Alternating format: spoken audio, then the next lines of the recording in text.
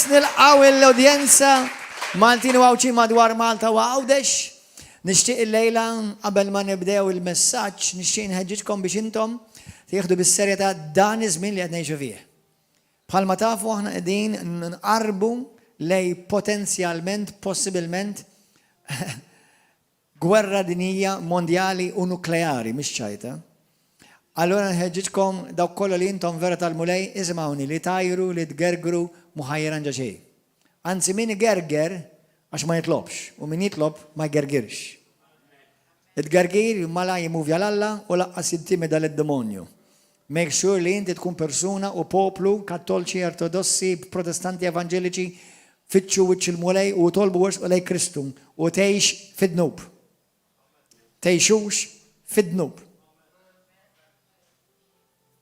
Halleluja. Ejn tolbu, ħallelejla nirċivu l-kelma tal-mulej u jisimgħu bir-reqqa. Bis għaddis ringrazzjawk ta' dan il-privileġġ li inti qed tagħtina l-lejla biex nisimgħu l-kelma qaddisa tiegħek. Mulej f'diżminijiet li aktar ngħixu miktar minn qatt qabel għamilna fjamma tan-nar qaddisa tiegħek Spiritu Santu u kellimna mulej iċ-ċirkundana bl-anġli tiegħek bid-dem prezzjuż ta' Ġesu Kristu. U grazzi li l-abdar ma msawra kontra tagħna ma tirnexxi fi Ġesu Kristu ta' Nażaret. Il-lejla aħna lesti biex nilqgħu l-kelma tiegħek u għattu għatiktar ma raġa nkunu l-istess iżjed fi Ġesu Kristu ta' Nażaret. Amen. Morru fil-ktib ta' Luqa kapitlu 5. Illum xtaqt ma nafx għaliex, imma kienet qisu forsi ġimgħatejn berren f'qalbi, nixtieq nitkellem fuq il-maħfra tad-nobiet. Xi ħaġa li jiena u inti bħala Kristjan ta' kwalinkwa denominazzjonijiet, suppost ma jina kemm il-darba, ma llum ħammorru daqsxejn xi angoli differenti, anka minħabba raġuni li ċertu aħwan sara, anka kattolċi, li jisaqsuni fuq ċertu mistoqsijiet fuq dan ir-rigward. Fil-ktib ta' Luqa kapitlu 5, ħanibda minn hawn l-ewwel, għaliex ħafna minna ma nafux l-awtorità sħiħa li ġiet mogħtija minna lilna minn Kristu Ġesu. ħafna minna intom ta' River of Love u ħafna li jaqraw il-Bibja jafu li Ġesu tal id-disċipli tiegħu l-awtorità biex ikeċċu xjatin, l-awtorità biex ifejqu l-morda, l-awtorità biex jifxandu l-Vanġelu. Però ħafna ma jafux ukoll s-sena xanaw għad l-iskrittura u jinsew forsi li Kristu wkoll tagħna l-awtorità biex naħfru d-nobiet. Issa morru naraw iktar tard. Imma l-ewwel ħanibda mill-boss, mill-mulej, mill-ras, mis-sit, mill-mulej tagħna. Fil-ktib ta' Luqa kapitlu 5, mhux ħanaqralkom il-passaġġ kollu ovvjament, morru oqra waħedkom id-dar.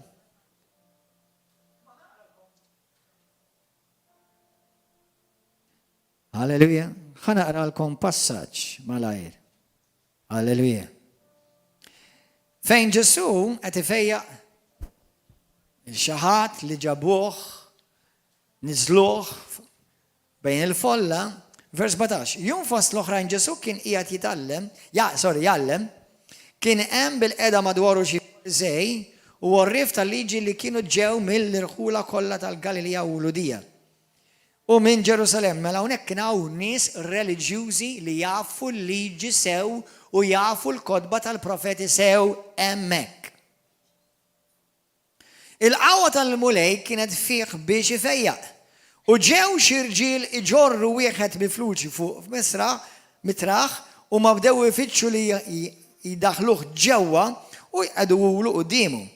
Iżda minħabba l-folla ma sabbux minn fejn setgħu jidħlu bih, għalhekk telgħu fuq il-bejt u niżluh bil-mitraħ kollox minn bejn ix-xorok f'nofs in-nies quddiem Ġesu.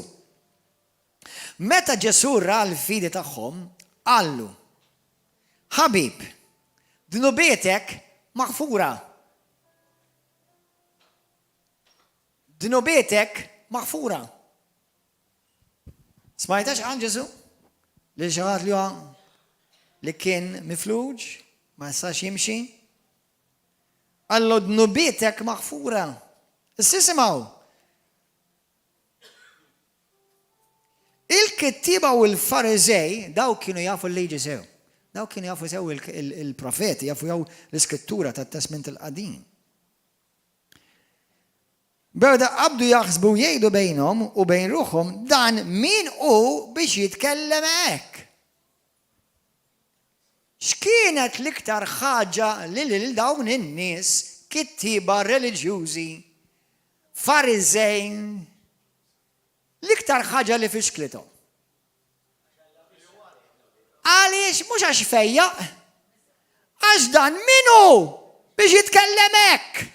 L-ebda profeta qatt ma tkellem hekk, l-ebda messaġġier li Alla qatt bad qabel ma tkellem hekk, l-ebda messaġġier li Alla qatt bad wara ma jitkellem hekk.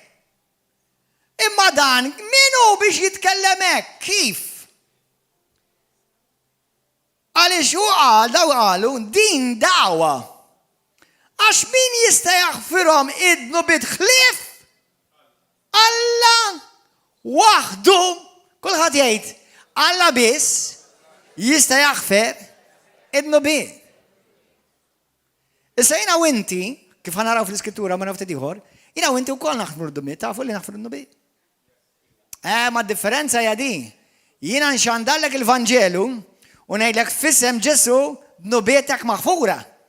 Imma ma ngħidlekx mur, jiena qed ngħidlek nubietek maħfura.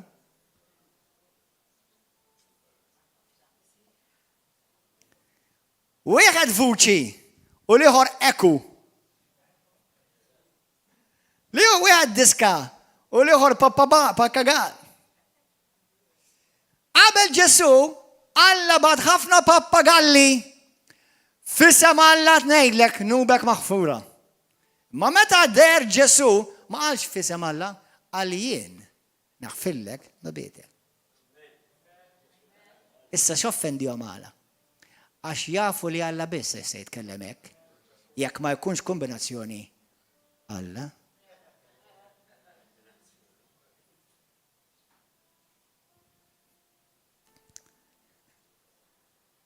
Qed tifhmu issa differenza?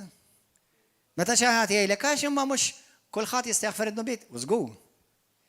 Imma jiena lilek, pereżempju jiena one on one, nista' naħfillek biss id-nub li inti tagħmel kontra tiegħi. Ma m'għandi l-ebda seta naħfillek id-nub li inti tagħmel kontra Alla. Dak Alla jrid jaħfirulek. Sewwa?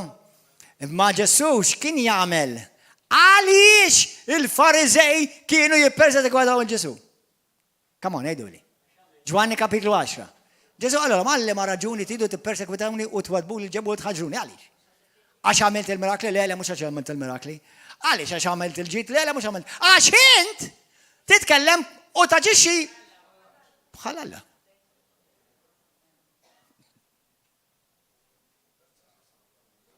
Mela aħna l-Vanġelu l-inxandru u l-Vanġelu l-ismajna u aħna emminna mhuwiex kwalinkwa storja sabiħa ta' xi messaġġier kwalinkwa tal-Alla.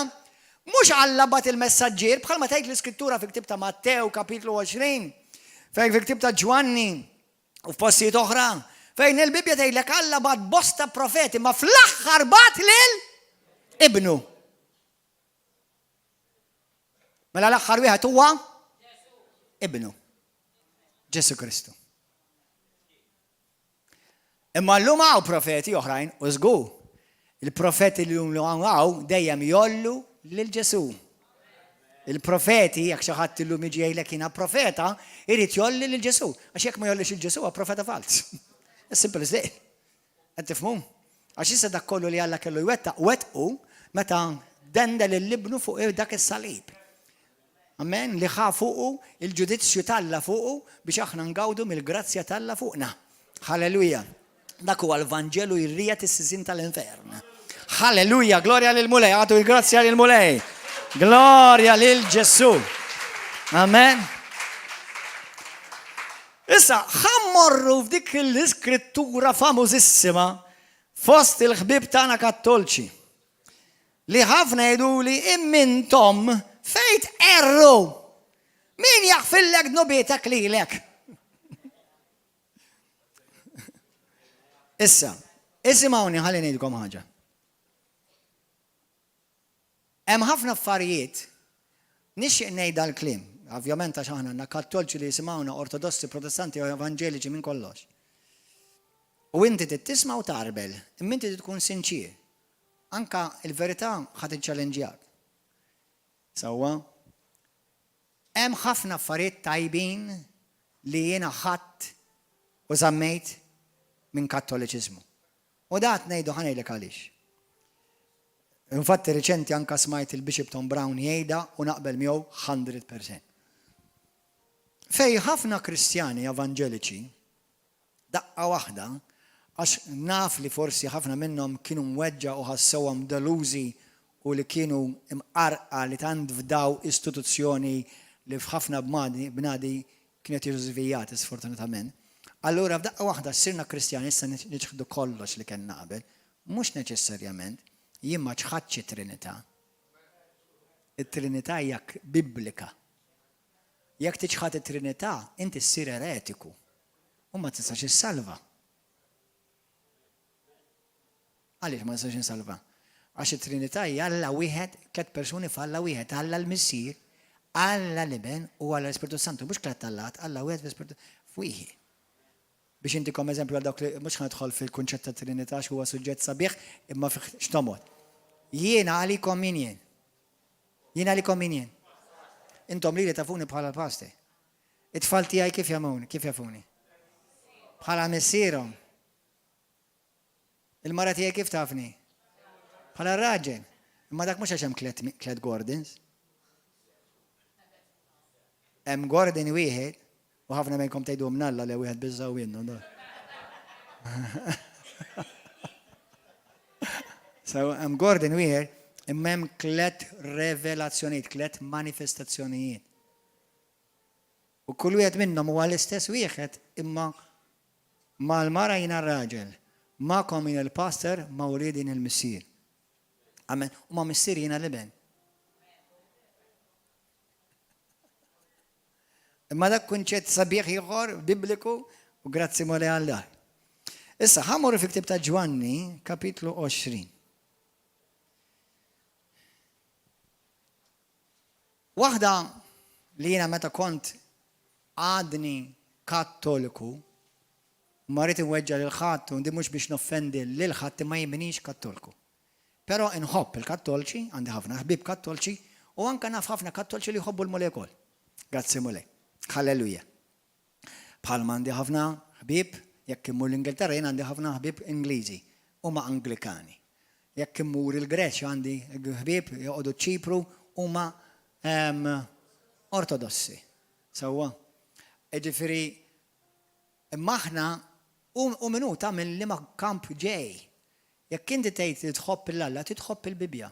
Aħna dal-aħħar għamilna żewġ messaġġi u ħankompli nitkellem fuqhom bil-grazzja tal-Alla fil-weekend li ġej. Tkellimna fuq il-biża tal-Alla. Il-bniedem vera li jimxi fil-biża tal-Alla iżomm l-Alla u xjejt Alla fl-ogħla stima. Jiġifieri, il-mara hija nħobba. Imma jekk il-mara tiegħi tiżbalja fl-tgħid meta għandu x'jaqsam mal-kelma, mhux ħanżomm mal-mara xi hija l-mara tiegħi, le hemm sorry, żbaljat il-mara tiegħi jekk m'għandix raġun. Jekk jiena nħobb il-Mario sewwa daqs qisu hija twin, grazzi mulej, sewwa u nħobbu u nozzu u ħafna bħalu l-kol kemm minnkom, imma ħad insemmi il-Mario biex ħadd minnkom ma jgħir kollha nħobbkom. Sewwa inħobbu kemm inħobbu fejn tidħol il-lejaltà tiegħi li l-kelma tal-Alla Mario ma jidħolx. Amen, ġifieri l-imħabba tibqa' imma l-lejaltà hija assoluta biss lejn Alla mhix lejn Mario. Għandi lejaltà lejn Mario u ħadd ma jirreplacja lil Mario għax Mario huwa Mario. Sewwa l-istess jiena magħkom, għandkom ikolkom lejaltà lejja bħala pastor. Imma fejn jidħol Alla jekk il-pastor jiżbalja, isma' pastor nħobbok, imma hawnhekk ma nistax jiena ma nistax nawweġ il-verità għalik, jekk inti taqbadni f'xi żball, jekk jiena nista' nisbalja bħal kulħadd. Imma m'għandi l-ebda intenzjoni, imma il-lejaltà tagħna jekk intix kattolku, jekk intix protestant, ortodoss, evangeliku, pentekostali, jekk intix pastor isqof jew assis, il-lejaltà tiegħi tkun assoluta lejn Alla. Qed tifhmu? Kif nista' nkun ministru tal-Alla u nibbendja u nawweġ l-affarijiet għal dik ngħidhom mod ieħor, għal dik ngħidhom mod ieħor, għal dik ngħidhom le, dak jissejjaħ serkis ċirku. Alla m'għandux ċirku, Alla għandu saltina. Amen. Mela, issa, meta nidħlu għall-iskrittura, jina u inti itallimna affarijiet li huma bażiċi għal kull Kristjan. Li inti tittaqra u tistudja kollox fil-kontest. Ma tistax taqba' skrittura barra mill-kontestu tagħmilha tgħid li trid int. Imma sfortunatament f'ħafna denominazzjonijiet jiġru hekk. Ħafna denominazzjonijiet jiġru hekk. U waħda minnhom hija l-Kattoliċiżmu. Jaqbdu skrittura waħda, jibnu dottrina daqsix fuqha, għal ħafna snin jaqbdu ruxmata popli kbar li bija di min jaf kemm beżżaw nies u monipolaw nies u kontrollaw nies bid-din skrittura waħda li anke jekk taqbada waħda ma fil-kuntest ukoll ma tagħmilx l-istess sens. X'għalli waħda tnejn. Għaliex jiena naf ħafna kattolċi li nemmen li ħafna minnhom għandhom il-mulej u jekk għandek vera l-Kristu ħassalva, għax Kristu jsalvak. Se waqgħod attent bil-kumplament, jiġifieri inti dejjem titteċċekkja lilek innifsek, imma anyway. Li ħafna kattolċi m'għandhomx il-kunċett ta' relazzjoni mal-mulej. Li qishom għandhom din lejaltà falsa li biex Alla jaħfrilhom dnubietom iridu jmorru għand qassis kattolku u jridu jistqarru dnubietom kollha miegħu għax jekk ma jagħmlux mal-qassis mela m'għandhomx iċ-ċertezza li dnubietom maħfura. Fl-iskrittura dik ma teżistix la fil-kunċett, la skrittura waħda u laqqas dottrina, zero. Qed ngħid hekk għaliex ħafna kattolċi imsiken u qed ngħidha b'imħabba, baqgħu imwaħħla mal-qassis. Issa l-qassis ħobbu, rispettaħ, qarblu bħalma tarbu lil kulħadd, b'rispett u b'imħabba. Imma l-qassis mhuwiex hemm biex inti jekk ma tqerx għandu mal-Alla ma jaħfillek dnubiet, jekk difejn fl-iskrittura. Tinsix li dak li ġejt mallem jien, kemm minnkom ġejtu malma hekk ukoll. Qed tifhem? Jiġifieri meta jiena qabel jiena kont għad niżgħar kienu jgħiduli inti mort erħi. Mhux jgħiduli tlab maħfra l-mulej, int mort hekk kont hekk kienu mallem. Aħna llum il-ġurnata li aħna nafu l-Bibja ma ngħidlekx inti mort Tifqinlhom errejt int. Taħsebni li tlifta, Sewwa, u jkollok 1000 raġun li taħseb li tlifta jekk nitkellem hekk. Għax inti taf dak huwa l-ebda mhux kunċett bibliku assolutament. Sewwa, imma jiena bħala Kristjan ngħidlek ism inti ma tgħaddnibtu żbaljat. Tlabtu maħfra l-mulej. Mela l-Kristjan innitaw il-punto di referenza tiegħu huwa l-mulej. Il-Kattolku, il-punto di referenza huwa l-qassis. That is out of order. Sajtek li jiena mela ħanibda erant il-passer. Erxej għand il-passer. Grazzi ħafna, halleluja. Thank you, Jesus. Għand il-passer tafx jekk inti dnibt kontrija. Ekko rajt, tiġi tajt lejli, sorry, u nuk li titmur l-isqof jew il-qassis jew il-patri, tgħidulhom isma' jiena tidnib kontra l-passer għakfilli. Le, tiġi tajt lejli għakfilli. U viċi versa jekk jiena nidnib kontra tiegħek, u nuk li noqgħod imur l-qassis ngħidlu isma' fader hi, għax jiena dnib kontra Mario, u tgħix kemm bajtu u lem. Nobida maħfura x'għedt il-qassis. Le, mela taf kemm hemm violation ta' skritturi meta naġixxu hekk. Fil-kunċett, fil-prinċipji, fid-dottrina. Imma isimgħuni moħħkom hawn. Ħanati il-Kattolċi b'imħabba naqra krittu. Ħantikom fej. Għal ħafna snin ġenerazzjonijiet kbar ma kellhomx Bibja f'idejhom bħal m'għandek int illum.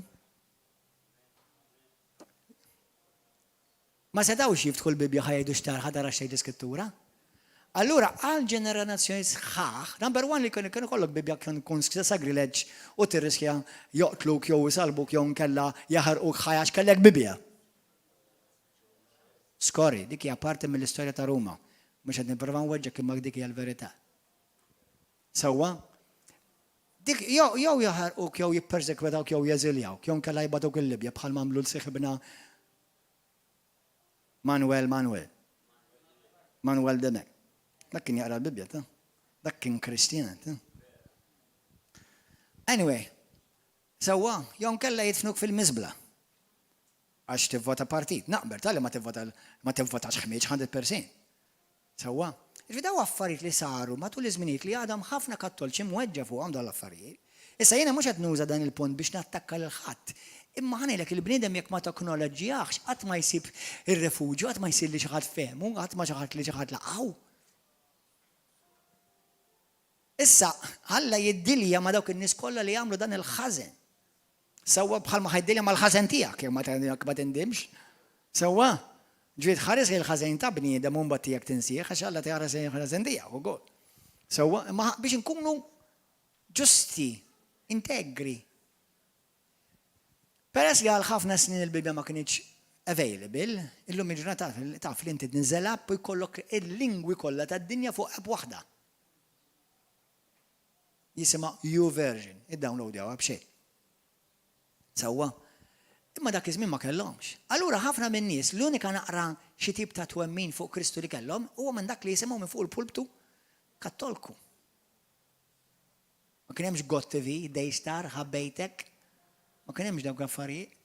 Ma kien hemmx YouTube, ma kien hemmx għalhekk l-iskrittura tgħidlek fl-aħħar ta' żminijiet il-ktieb ta' Daniel kapitlu 10 jisplodi l-għarfien qabel ma jkun ġej il-Missija, dak sinjal ieħor, jisplodi l-għarfien. Allura sa ċertu punt ħanejdu hekk. Kieku kont ngħix dak iż-żmien x'kont ngħidilhom jiena. Ma nafx. Forsi, jekk ma konx naqra l-Bibja, kont naċċetta l-immorant bniedem li jirrappreżenta suppost lil mulej biex nubbiet jinħafruli. Allura nagħlqu għajn waħda u nipprovaw nifhmu s-sitwazzjoni. Imma llum m'hemmx skuża. Illum il-poplu jrid jiġi mgħallem. Għax l-għarfien huwa available għal kulħadd.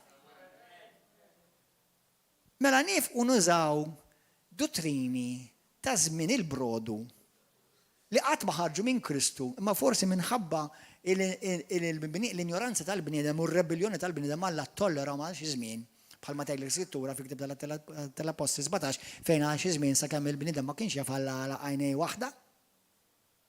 Immissa kulħadd jgħid. Sewwa. Allura li inti ikollok persuna tiftaħ qalbek miegħu magħha dik tajba. Jiġifieri jekk inti ħanitkellem għal Kattolċi bimħabba, simgħu niżel. Jekk inti tiġi tgħidli jiena mmurant il-qassis u nitkellem miegħu u niftaħ qalbi miegħu. Li tagħmel dik ma fiha xejn ħażin. Li tiftaħ qalbek ma' xi ħadd u titkellem miegħu u jgħinek. M'hemm bżonn ikun qassis imma għajna ma tindet tażel qassis bħala Kattolku għax jiena mhux ħammurant qassis. Sewwa, il-qassis tiegħi jgħix ġo fija, l-qassis il-kbir jismu Ġesu Kristu. Sewwa. U jekk inti ta' Kristu l-qassis il-kbir jgħix ġo fik ukoll by the way.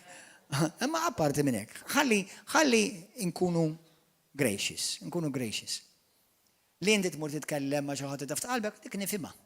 Imma li inti tiddependi fuq bniedem biex nubitek jiġi maħfura minn Alla, dik ereżija.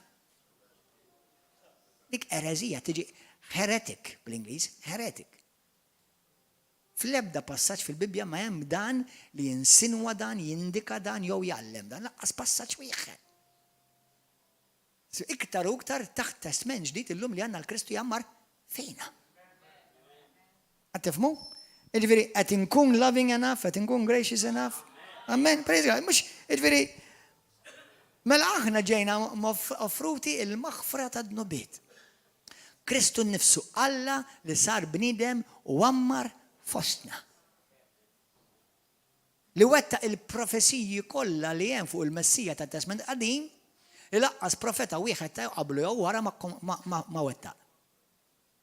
Il-profesiji fuq Ġesu Kristu biss diġà naf li Kristu huwa triq il-ħajja u l-verità u ħadd ma jmur il-missier jekk mhux permess tiegħu. Amen. Mela aħna kollha nibna koltu antrella. Issa ħammorru fi ktieb ta' Ġwanni kapitlu 10. 23. Ġwanni 23. Skużani, Ġwanni 20 vers 23. Ara xi tgħid. Da Ġesu qed jitkellem. Issa jekk inti toħodha di barra mill-kuntest, xorta ma tfissirx dak li ħafna għal xi żmien fissruha. Aħseb wara jekk toħodha fil-kuntest. Dawk li taħfrulhom dnubietom ikunu maħfura. U dawk li żommu għomlhom ikunu miżmuma. Issa din l-iskrittura ir-reliġjon ta' Ruma, bir-rispett u b'imħabba tnejn l-iskrittura. Qabdet dik l-iskrittura, għamlita tfisser li din hija xi ħaġa biss fil-manipolju ta' Assis Kattolku u li biex nubietek jiġi maħfura titmur għandha Assis. Ħalli naqraħħa barra mill-kuntest. Barra mill-kuntest. Ħa naqrawha barra mill-kuntest. Jiġifieri barra mill-kuntest, jiġifieri taqraħħa waħda. Ej naqra waħda. Dawk mela Ġesu qed jitkellem mad-disċipli, l-apostli, li by the way hawnhekk kien hawn Marija wkoll. U disċipli oħra. Dawk li taħfrulhom dnubietom, dawk li intom taħfrulhom dnubietom, ikunu maħfura dnubietom. Dawk li intom iżommu għamlhom dnubietom, ikunu miżmuma. Titnejlek kif jifhmuha l-Kattolċi di. Dawk li intom taħfrulhom dnubietom, jien naħfrilhom. Imma dak li intom iżommulhom dnubietom, jien ma naħfrulhomx. Jifhmuha. U x'hekk vere? Fejn hu Alla msemmiha? Fejn Alla x'imkien Alla, x'imkien hawn qed jgħid Alla li dak li ma taħfirx int ma naħfrux jien u dak li int inżomm int inżommu jien. Jiġifieri senna ħanejlek kif tinstema' di. Li jiena fil-poter li nimmanipola lil Alla jekk għandu xi jaħfer jew le. Ara kemm jiena b'saħħti. Qed tifhmu? Dik l-iskrittura għamluha tant kisruha u ġebduha u ħarġu rxma ta' ereżijiet dottrini minnha li għamluha li l-qassis għandu l-qawwa li jekk lilek irid jekk titfa' l-infern minn għalih li għandu dal-qawwa x'm'għandux. Jekk għandek jekk inti jiena issa ngħidlek ma rridx naħfilek nubietek. Mela u inti issa bħala Kattolku li ma taqrax iskrittura, ħatta ġifieri illa mi Alla mhux ħajaħfir li mela. Le qalbi, mhux qed jgħid hekk. Mu qed jgħid assolutament xejn hekk. Xejn. Għejdli kemm il-darba Ġesu ġie xi ħadd għandu biex jaħfir l-nubiet u Alla u Ġesu ma ħafirlhomx. Ngħidlek x'għamel Ġesu? Lill-Fariżej f'Mattew 23 jgħidulhom intom tagħmluha impossibbli biex in-nies jiġu għandi. U mhux talli tagħmluha impossibbli, laqqas intom stess ma taslu. U intom stess, u ħafna għadhom jagħmluha sal-lum illum il-ġurnata di. Minflok jagħmlu t-triq tas-salvazzjoni available u faċli, jagħmluha diffiċli u b'kundizzjoni li jien irid kolli sej fuq jekk issalvax jew inti jew le. Jien irid kolli sej fuq ħajtek jekk nubitek jien ħafrulek jew le. Ara x'dawwa.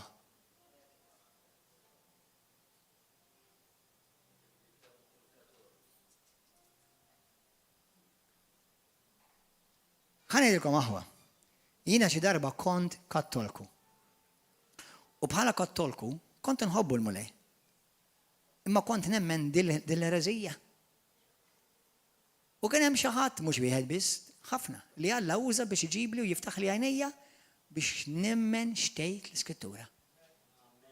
U forsi mhux dejjem niżlet li ħelwa u mhux dejjem niżlet li komda, imma nirringrazzja lil Alla li kien hemm nies li ħabbew il-Alla iktar milli għadu jagħtu każ kif ħanitħaq jien kif ħarsilhom jiena għax illum il-verità ta' Kristu ħelsitni. Jekk inti titilħelsien int minn int. Ħares lil in minni. ħares li din mill-bniedem u isma' sew x'qed jgħid il-mulej.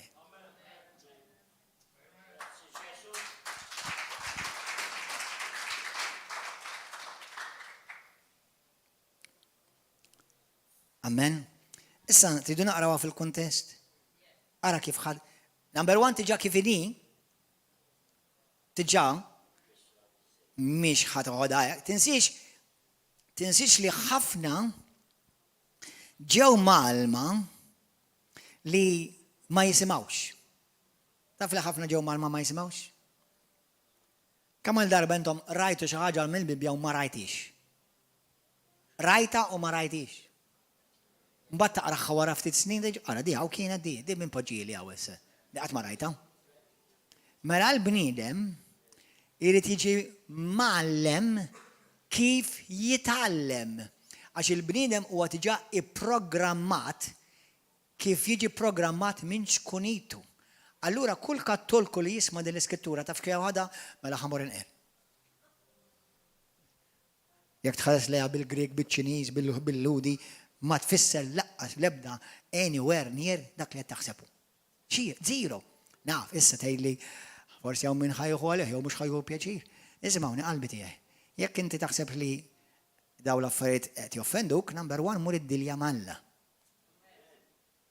It-tieni, jekk titissalva, jekk taħseb li qed nidneb, aħferli.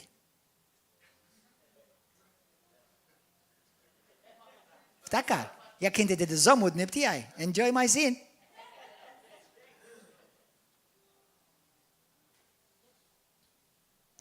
Naqraw fil-kontest. Dakinhar vers 19. Fil-għaxija fl-ewwel jum tal-ġimgħa meta d-dixxipli kienu flimkien imbeżza mill-lut bil-bibien magħluqa ġie Ġesu u qgħad f'nofshom. U qalilhom, islim għalikom il-paċi magħkom. Kif għalhekk urrihom idejh u ġenbu da wara l-Ġesu qam mill-mewt. Id-dixxipli ferħu meta raw lil-mulej. Imbagħad Ġesu tenna jgħidilhom, islim għalikom għat-tieni darba. Araw kif ħajtbiddel is-sens kollu issa. Kif il-missier bat lili, mela di kondizzjoni. Ma tistax tixxandar il-Vanġelu jew tippritka xi ħaġa li ma ppritkajtx jien, ma tistax tagħmilha kif ma għamiltix jien, ma tistax tivvinta xi reliġjon għal rasek. Jekk tittara x'għamilt jien, jekk tittara kif tkun għamilha, tagħmilha, ara kif għamilta jien.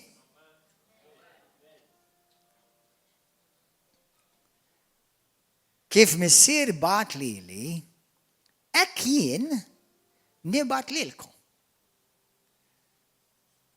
Kif għalhekk nefaħ fuqhom u qalilhom ħudu l-Ispiritu Santu. Dawk li taħfrulhom dnubietom ikunu maħfura. Għal darba oħra mhux qed ngħidilkom dak li taħfrulhom dnubietom, jekk taħfrulhom inti, jien naħfrulhom ukoll. Jekk inti żommhomlhom, jien nżommhomhom. Mhuwiex qed jgħid hekk Ġesu. Ġesu hekk għamel x'imkien fil-Vanġelu. Ġesu hekk għamel kull rispett lej u l-ħbib tagħna eżis li naf ħafna minnhom iħobbu lil mulej kattolċi. Ġesu għadda xi kaxxa joqgħod jisma' iqrar. Ġesu kif ħafer il-nobi.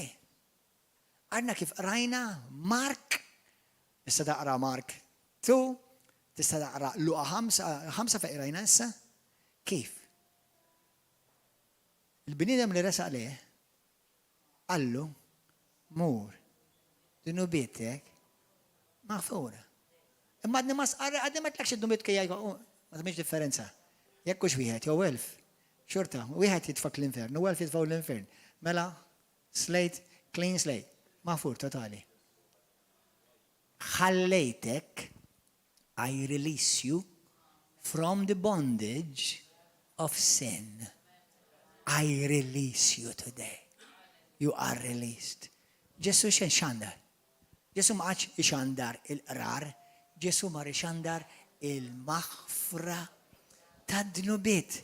Mela kif bat il-missier lili inxandar il-maħfra tad-dnubiet, eżiż disċipli, kattolċi, ortodossi, protestanti, hekk għandkom tmorru intom, morru xandru li d-dnubiet il-poplu u maħfur. Min jemmen il-Vanġelu? Min jemmen? Anzi, ħantikom naqa punti di vista daqxej differenti. Dintikom daqxej? Għal Alla, id-dinja tiġa maħfura. Għal Alla, tiġa kulħadd maħfur. Qabel ma kummettejt wieħed. Dnu. Allura li ximorru l-infern nies. Għax dak li għamel Alla permessa Kristu fuq is-salib u l-mewt u l-xost. Inti trid temnu taċċettaħ biex tgawdi minn dak li Alla tiġa lesta minn quddiem minn qabel għalik.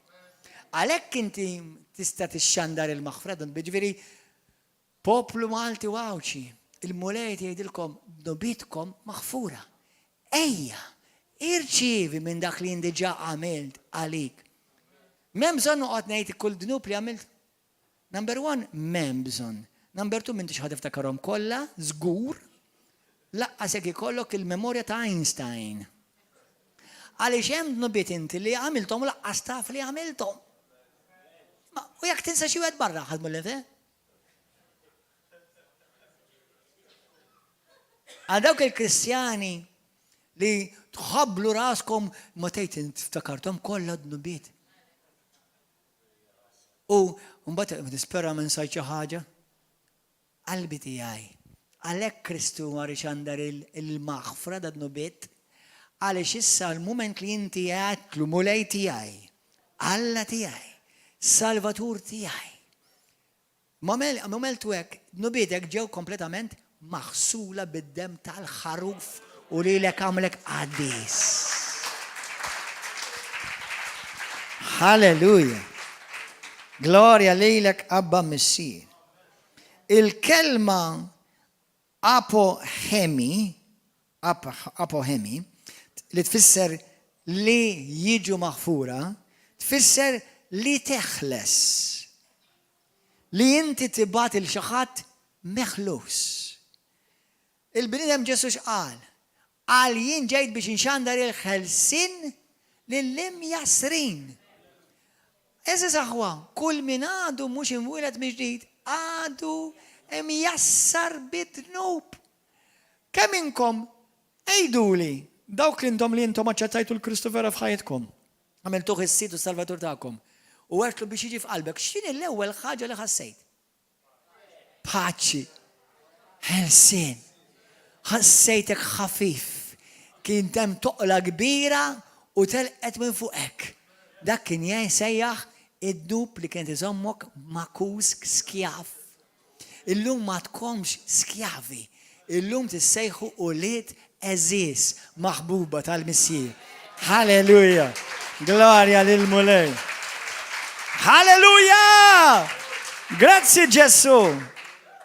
Mela bħalma l-Missier bat lili, hekk jien nibat lilkom.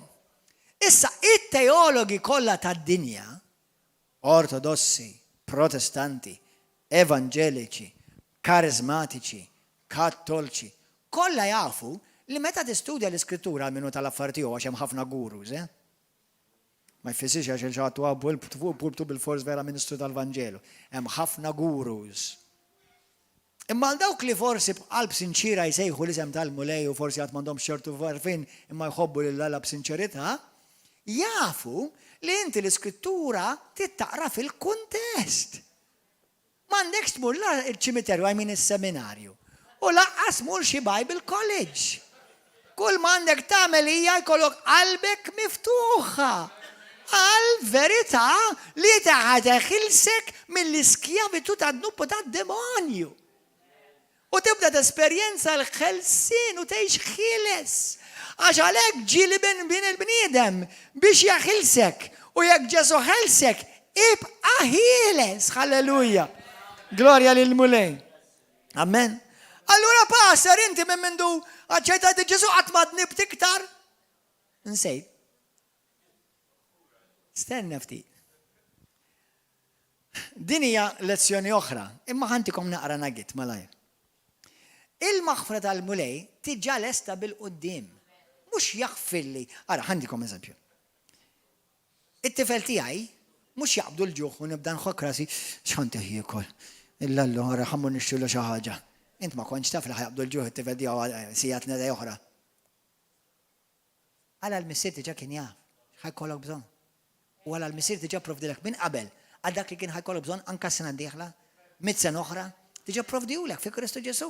Kull ma tagħmel inti bil-fidi taċċessaħ f'ħajtek. That's all. Dak huwa l-Kristjaneżmu. Halleluja. Amen. Issa, fil-ktieb mor fil-ktieb ta' Luqa.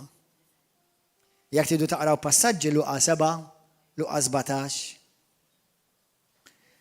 Luqa, ħammur Luqa 24. Qed tieħdu pjaċir? Amen. Luqa 24 min vers 44. Kulħadd jgħidi warajja il-Bibja tispjega il-Bibja. Inti ma tistax tallem kunċett bibliku Mbagħad jien insiblek turrun skritturi li jikkontradixxu l-ħmerijiet li qed tgħallem. Għax Alla mhux miġnun. Sinjal li inti qed tgħallem xi ħaġa barra mill-kuntest. Mhux qed tifhem dak il-passaġġ sew. Amen, jew qed tawġu apposta biex takkomoda id-denominazzjoni tiegħek, mhux ta' Kristu tiegħek. Vers 44. Ġesu qed jitkellem mad-dixxipli hawnhekk fit-triq ta' Emmaus. Ta' Mickey Mouse. U qalilhom, meta kont għadni magħkom qedtilkom dawn il-kelmiet. Jeħtieġ li jseħħ kull ma nkiteb fuq il-liġi ta' Mosè fil-profeti u fis-salmi. Imbagħad feltilhom moħħhom biex jifhmu l-Iskrittura. Ħanejdilkom aħwa, mhux għax taqra l-Bibja ta' x'inti tista' taqra l-Bibja u ma tifhem assolutament xejn. Qabel ma jien tajt il-ħajti lil Kristu u twilit minn ġdid u l-Ispirtu tal-Alla ġie marfija, kont nipprova naqra l-Bibja u ma kont nifhem assolutament xejn. U kif twilit minn ġdid u lil Kristu għamiltu s-sit u s-Salvatur tiegħi, kif bdejt naqra l-Bibja bdejt nitċaxxa biha nnifsi. Illa l-għet nifhimha. Daw kienu jgħidu li l-ma tifhem xejn, taqrax il-Bibja x'tħawdek, imma jiena mhux qed tħawwadni diet timlini bin-nar. Diet titmani. Irid insir naf iktar. Għax qabel kont mejjed fid-dnubieti, immissa ħaj fi Kristu. Il-Bibja moħħkom hawn. Għal dawk li għadkom intomx imwilda mill-ġdid fuq kliem Ġesu għadek mejjed. U l-mejjed ma jafx jaqra u laqas jifhem. Trid tkollok il-ħajja tal-Alla biex tifhem il-kelma tal-Alla.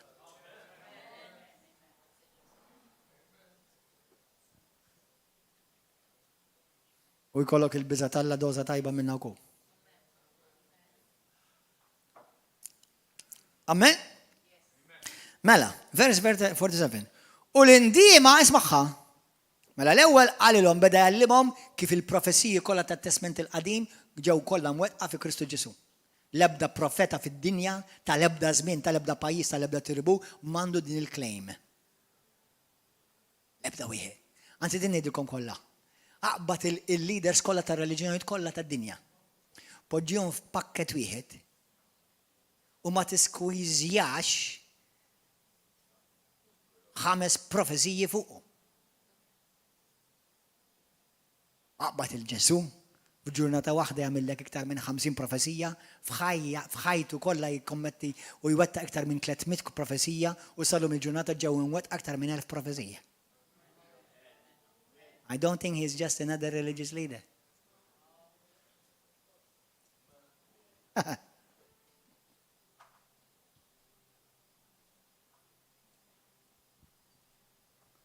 Alleluja!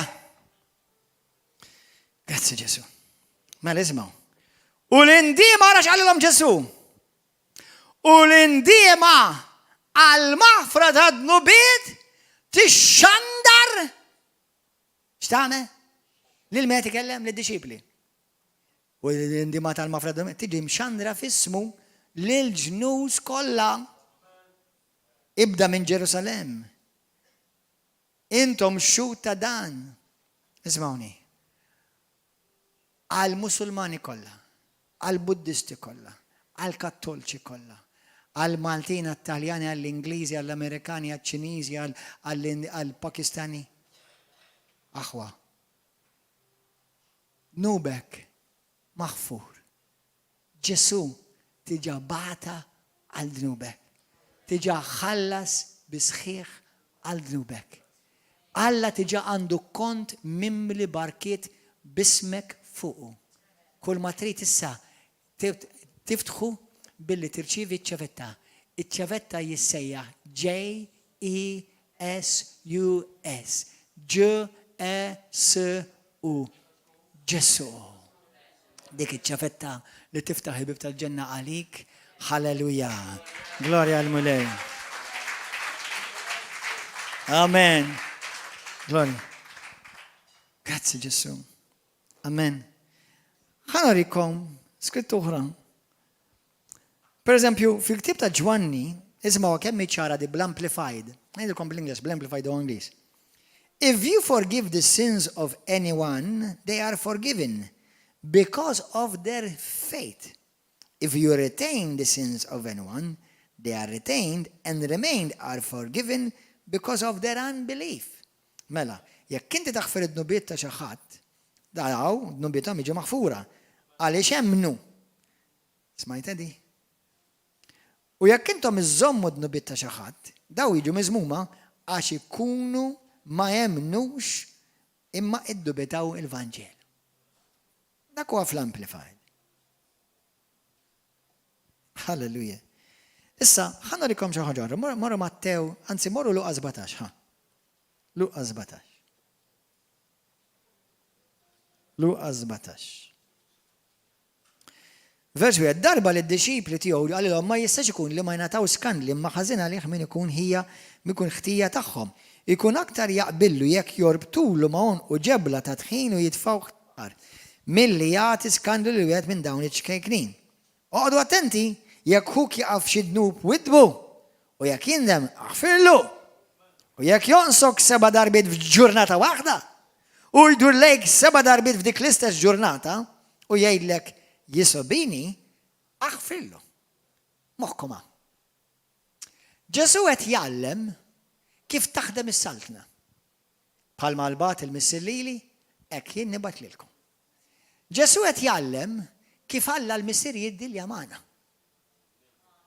Għaliex? Għax jekk Alla minni bniedem dajjef jippretendi li jiena jekk Ruben qabbisili 77 darba kuljum li jrid ikun super professional sinner offender li għadni qatt ma xi ħadd daqshekk tajjeb.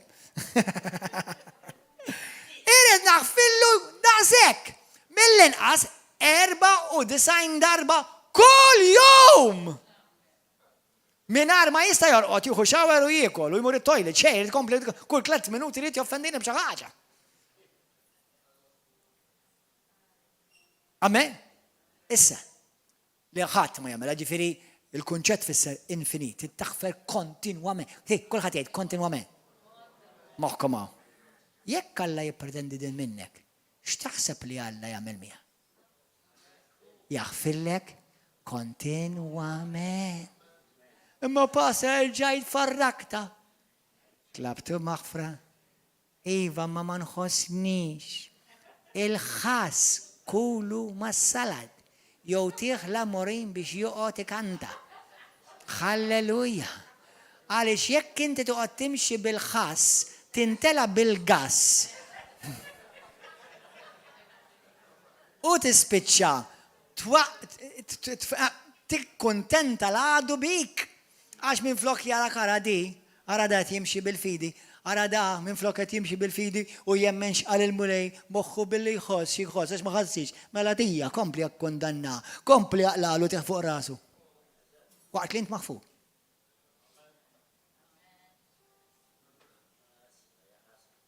Smajta di?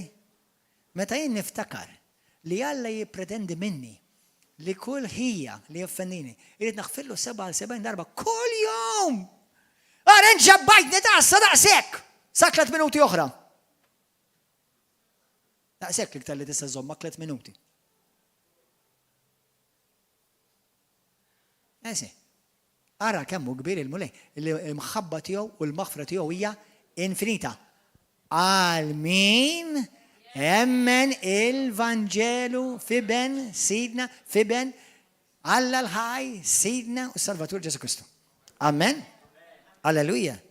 Grazzi mulej. Issa, mor fi ktib ta' Mattew 6.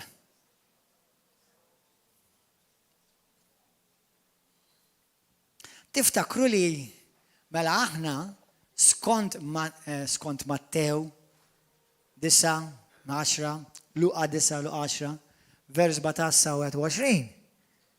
Ġesu jgħid, morru u xandu l-Vanġelu, mela xandir tal-Vanġelu x'kien jinkludi? Li d-nubietom jinħafru. Mela aħna nafu li kull darba li ġim xandar il-Vanġelu, għaliex xandalu l-Vanġelu l-bniedem biex tgħidlu Ġesu, that's nice, x'ġi għamel? Just ġi, ju. Ġi biex inxandrulkom li ġi il-maħfra, ġiet il-maħfra da d-nubiet.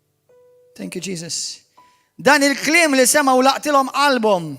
Da wara il-Pentekoste niżel l-Ispiritu Santu, bdew jitkellmu b'lingwi ġodda. U qalu lil-Petru l-Apostol oħra, l-aħwa, x'għandna nagħmlu aħna? U Petru ġibhom, ejja għandi u erru.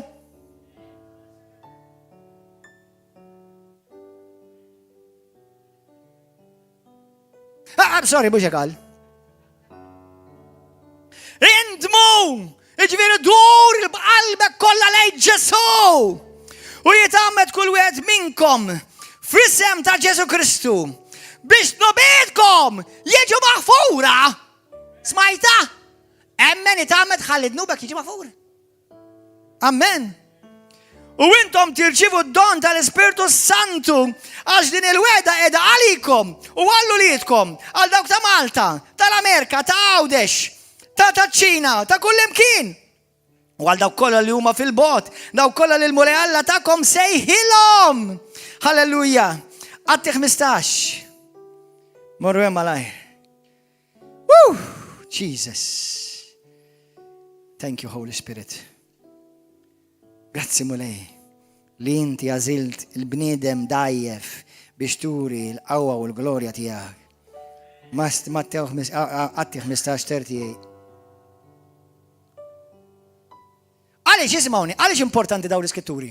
Għaliex jekk inti ma tifhim xi ħaġa mhix ċara fl-iskrittura, għalkemm għalija ċarissima, ara kif ipprattikawha. Tara inti xi apostlu il-xi ħadd.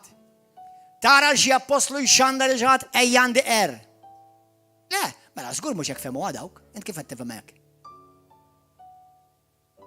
Int tifhmuha? Halleluja. M'hemm bżonn tkun xi teologu kbir, imma jrid ikollok daqsxejn attra umiltà u jkollok lealtà assoluta lejn kliem Kristu.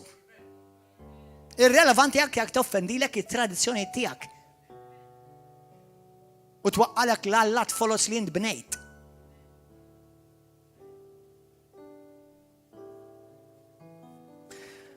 Halleluja. Verse 38. Jesus. Araw xjajt l-iskrittura. Imma Pawlu derlu li ma kellux jieħu wieħed magħhom li kien. Mattew kapitlu jienetilkom? 15. 38 itilkom. Mela, kellhom xejdu, okay. Le, wrong scripture. Morru fi ktib ta' l-Atti tal-Apostli 8. Misprint. I missed the print. Alleluja. Atti 8. Arawa kemm ċara din issa li ġejja. Min vers 14.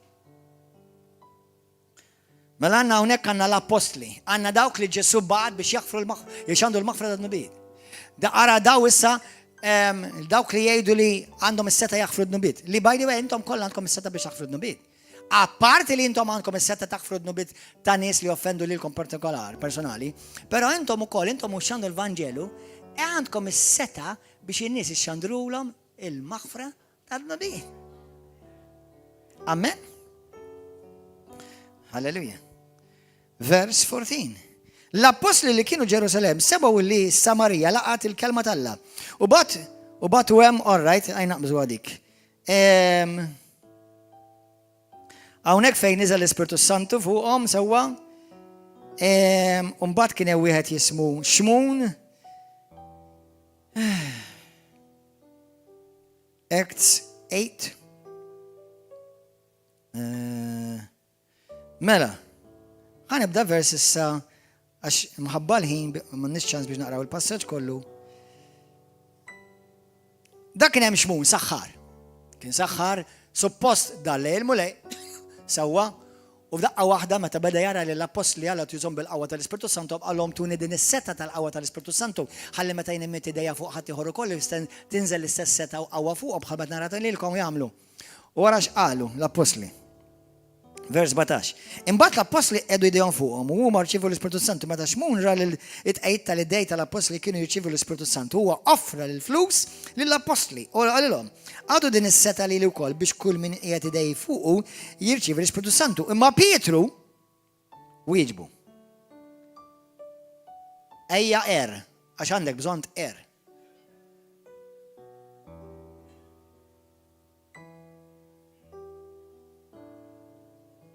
Naħseb inti ilek ma tqerrux vera.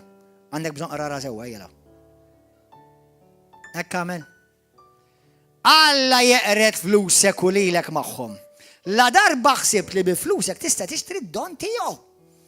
Int m'għandekx taqsam f'din il-ħaġa. M'għandek ebda jettalija qalbek mis sinċira quddiem Alla.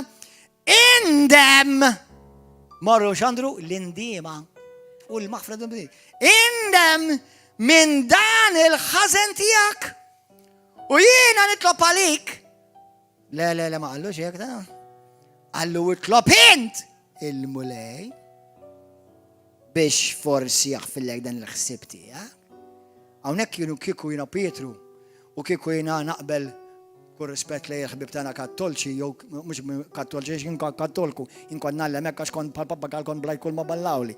Sewwa, allura mbagħad meta bdej naqra skrittura ma baqgħux iballawli kollox. Halleluja. Kieku kon ngħidha din hija opportunità ottima biex nagħmel dak li aħna nemmnu bejnietna. Le, ma m'hemmx. Lil da taf x'qallu? Qallu itlob il-Alla int. Għallux, għajja ħnaħfillek, għax jiena għandi s-seta, jek ħnaħfillek xalle għawle, jiena għandi l-manipolju, għandi din s-seta f'dejja. U Alla ħallili li nimmanġi għal-knisja tiegħu. U Alla ura, ma għallux hekk hux vera.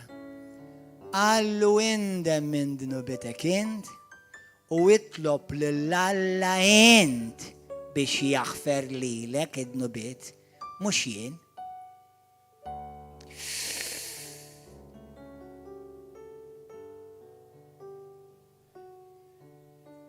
Għattifmu? Halleluja. Halleluja. Anyway, għandek Efesin 1:7, Kolossin 1:14.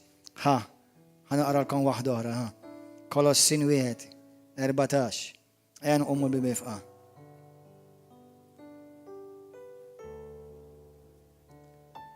Bi Kristu aħna għandna l-fidwa, għandna l-maħfra tad-dnubiet. U fl-aħħar ħanispiċċa b'din l-iskrittura naħseb. L-ewwel Ġwanni l-iskrittura popolari. L-ewwel Ġwanni 1, vers 9 tajt. Jekk intom tistqarru dnubietkom lil min? Alla. U fidil u ġust li jaħfrilkom dnubietkom u jnaddafkom minn kull ħażen. M'għandek bżonn bniedem li titkellem ma' bniedem ikollok bżonn tiftaħ qalbek ma' bniedem nifhimha ġusta u biblika. Imma li inti tiddependi fuq bniedem biex min għalik jew ma għax kont taħseb għax ġejt mallem li jekk ma jaħfillekx dal-bniedem mela inti ma tinħafirx. Taf kemm hawn nies mitu dannati jiena mhux ħaħfilli Alla għax jiena il-qassis ma tanix l-soluzzjoni. U matul iż-żminijiet kien hemm affarijiet varji għal xiex ħafna ma ġewx mogħtija soluzzjoni, politika, flus, artijiet, familji, m'għandhomx jaqsmu xejn mal-Vanġelu. Qed tifhmu aħwa? Intom fimtu għallum dil-lezzjoni fimtallu? Fimtallu inti di? Amen. Meta jien irrid nikkontrolla poplu, nivvinta dottrina biex inżommkom dependu fuqi. Meta jiena rrid neħles poplu, inxandilkom il-Vanġelu u ngħidilkom iddependu fuq Kristu. Alleluja. Amen. Fil-tib ta' 2 Korintin kapitlu 5, vers 18, Pawlu jgħid, aħna nxandru il-Vanġelu tar-rikonċiljazzjoni inħeġġiġkom u ngħidilkom fuq li ngħidilkom please irrikonċiljaw malla, duru lejn Alla, ħalli dnubietkom inħafru. Amen.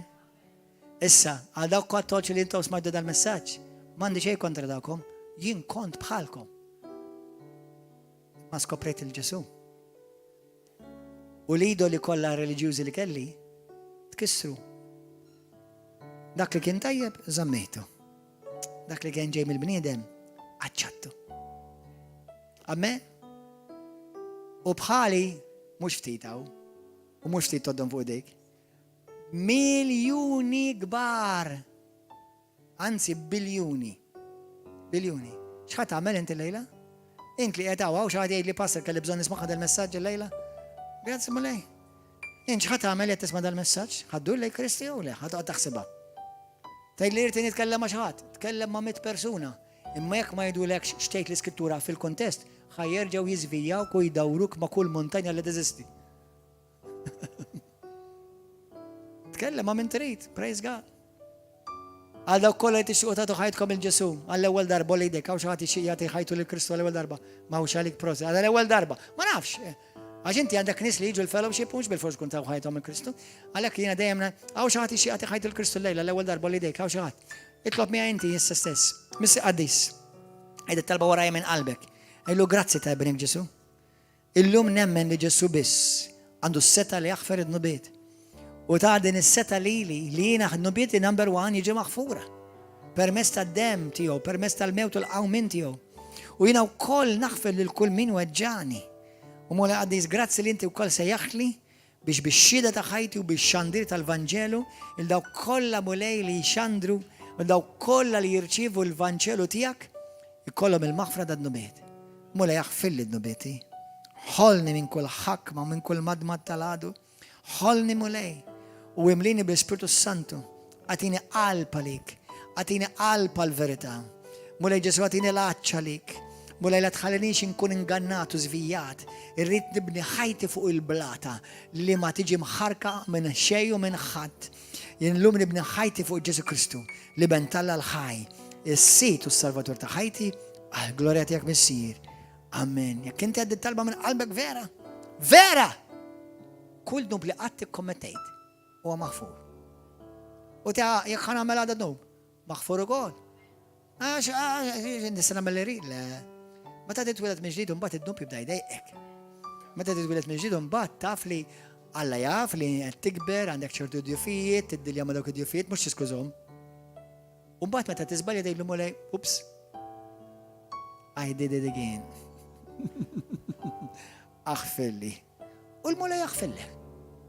Is-inti kun sinċir li taħrab id-dnub, kun sinċir li taħrab id-tentazzjoni, Alla jaf il-qalb, miegħi forsi tipprova tiċċajta, ma Alla jaf il-verità jaf qalbek, jaf jekk kuntix vera just isem kull m'għandek isem jekkux jew informazzjoni jew konverżjoni. Jekk inti għandek il-Kristu llum maħfur, dnubidek kollha maħfur. U dak tfisser li d-destin tiegħek illum il-ġenna, ismek miktub fil-ktieb tal-ħajja, illum insalvat. Alla jsejħlek ibni u binti Aziza. Għati glorja lil mulej, halleluja. Amen. Narawkom nhar is-sibt li ġej aħwa. Ġewwa l-fellowship riverala fis-seba' ta' flaxija, il-ħadd fil-għodu flaxxa,